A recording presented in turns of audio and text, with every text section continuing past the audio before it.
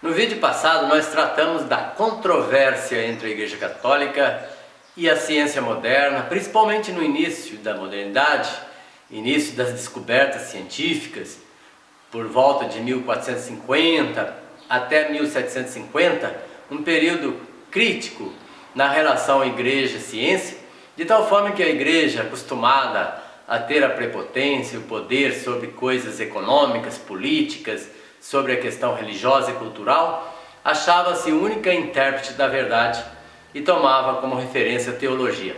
A ciência foi um novo tipo de conhecimento que emergiu, já existia há muito tempo, e que surgiu com as descobertas e com evidências objetivas, comprovações e assim por diante.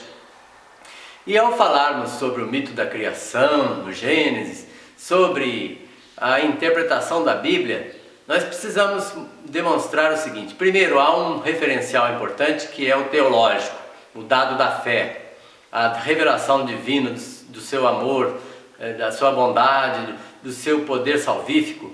E o outro lado da moeda é a objetividade dos fatos, aquilo que está narrado na Bíblia, do ponto de vista histórico, objetivo, do fato em si, não necessariamente coincide. Ou seja, a Bíblia usou de muitos artifícios, de forma que ela colocou a verdade da fé embalada em histórias. É o caso do mito do paraíso.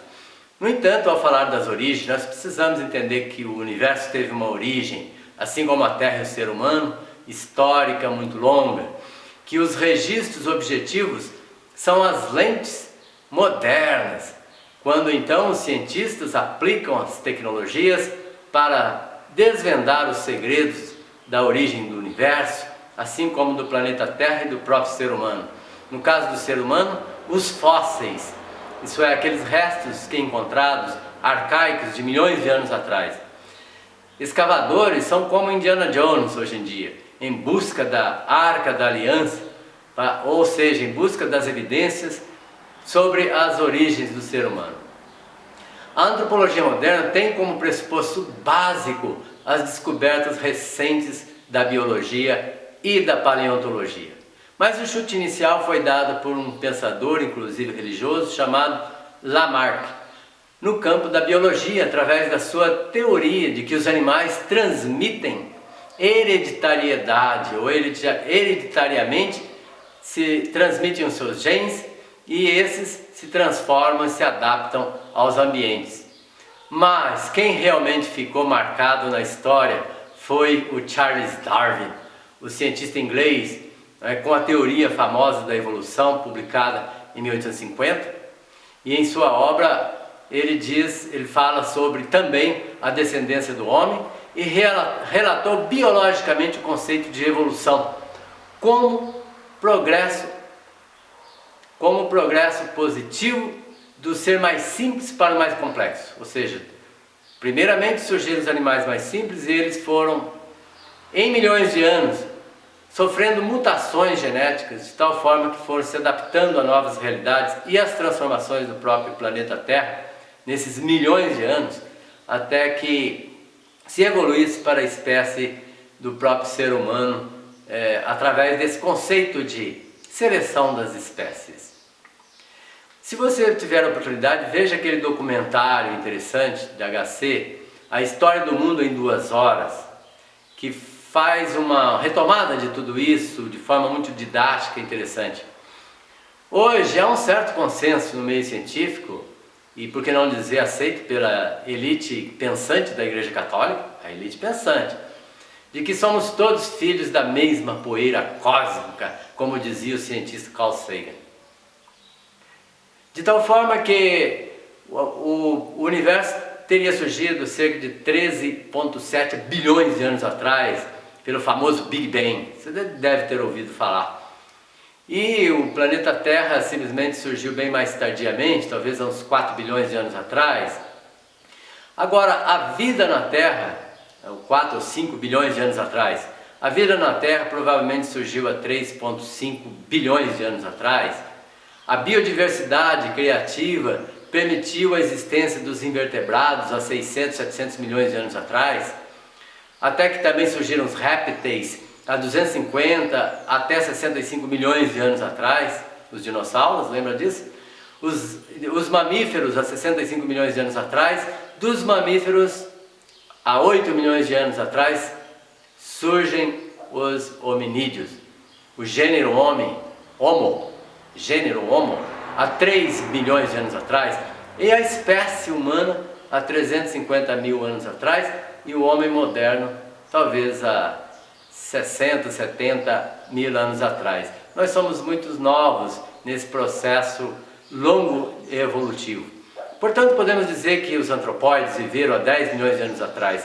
Há 6,5 milhões de anos atrás, o continente africano foi dividido entre norte e sul por uma cadeia de montanhas, fazendo surgir as savanas do leste ao leste, onde a alimentação se tornou escassa, e então fazendo com que os prosímios, aqueles animaizinhos lá existentes, tivessem que se adaptar à coleta de alimentos, cada vez mais raro, e colocar-se em pé, fazendo surgir os antropóides, diferenciando-os dos prosímios, agora definido como australopithecus, pequenos macacos do sul.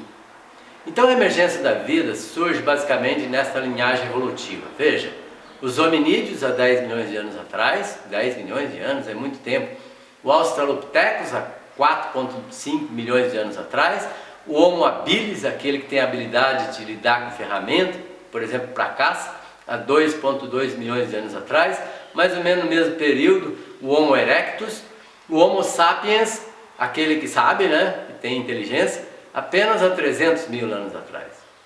E o Homo sapiens sapiens, esse que sabe, que é o do qual descendemos mais próximo, que é o homem moderno, há 30, 40 mil anos atrás. Portanto, veja, respeitando essa ideia da antropologia, essa teoria, que é lógico, tem saltos, tem retrocessos, mas em tese assim é que funciona. Os primeiros hominídeos pertenciam ao gênero Australopithecus, constituíam um grupo classificado e bem sucedido. As principais características desse grupo eram a postura ereta, a locomoção bípede, a dentição primitiva e a mandíbula mais semelhante à espécie humana. Quer dizer, foi uma passagem então, uma transformação ocorrida do ponto de vista genético, que lentamente vai caminhando para o gênero Homo. E a extinção dos australopithecus possibilitou a nova linhagem. Surgindo o gênero Homo, se destaca pelo desenvolvimento do sistema nervoso, da inteligência. Além disso, apresentava adaptação evolutiva como um bipedalismo, ou seja, andar sobre os dois pés. O Homo habilis, atualmente com o estudo de fósseis, o mais aceito é considerá-lo como Australopithecus habilis. A espécie viveu por volta de 2 milhões de anos, a 1,4 milhões de anos atrás. O Homo erectus, que está dentro dessa linhagem, essa espécie se destacou pela fabricação de instrumentos e utensílios. E o grupo saiu da África e alcançou a Europa, a Ásia, a Oceânia. Já o Homo ergaster, que são aqueles fósseis encontrados, que eles vão dando esses nomes para distinguir grupos na árvore genealógica, não é? E subtroncos, subgalhos, essas ramificações. Então entenda, não é uma passagem direta de um para o outro, mas são várias ramificações. Daí surgem as diferentes espécies que nós conhecemos hoje de macacos, mas a raiz central basicamente são as mesmas, com subganchos e grupos que, por exemplo, de repente desapareceram. No caso, o Homo ergaster seria uma subespécie do Homo erectus, que teria migrado para a Europa e para a Ásia, onde se deu várias linhagens, uma delas o Homo neanderthalis. Homo neanderthalis, conhecido por neandertais, tinha um corpo adaptado ao frio, à ausência do queixo, a testa baixa, pernas arqueadas e cérebro maior do que os dos seres humanos atuais. Esse grupo conviveu com os primeiros homens modernos. Atualmente acredita-se que o homem moderno surgiu da África, entre 350 a 200 mil anos atrás, a partir da linhagem do Homo ergaster. Mas as teorias vão se readequando de tal forma que é um tabuleiro, um jogo de quebra-cabeça, e às vezes encontram peças novas que não caem bem nesse contexto, precisa modificar um pouco a teoria, às vezes faltam peças, não é uma coisa tão simples assim. Mas a grosso modo, né, a antropologia explica a diferença entre os seres humanos e os animais devido à sua competência racional, um cérebro mais avantajado, a capacidade de criar símbolos, a capacidade de se comunicar através da linguagem, de criar regras de convivência, de criar a cultura.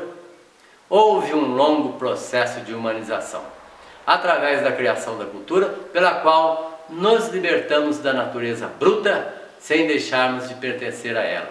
Portanto, é dentro dessa percepção que nós temos que entender a origem do ser humano e, portanto, superar aquela visão mítica de que simplesmente foi tudo criado de repente e apareceu.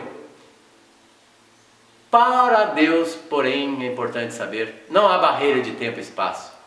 Se Deus é infinito, está para além do tempo e espaço. O que foi, o que é e o que será já está nas mãos de Deus, está na mente de Deus. Nós não conseguimos compreender esse mistério. Contamos nossa história do jeito que nós podemos, mas não descartamos o mistério da mão divina que irriga todo o universo, da sua presença misteriosa, da sua presença salvífica e da sua força criadora e recriadora, sempre em progressão aos nossos olhares que veem através da lente do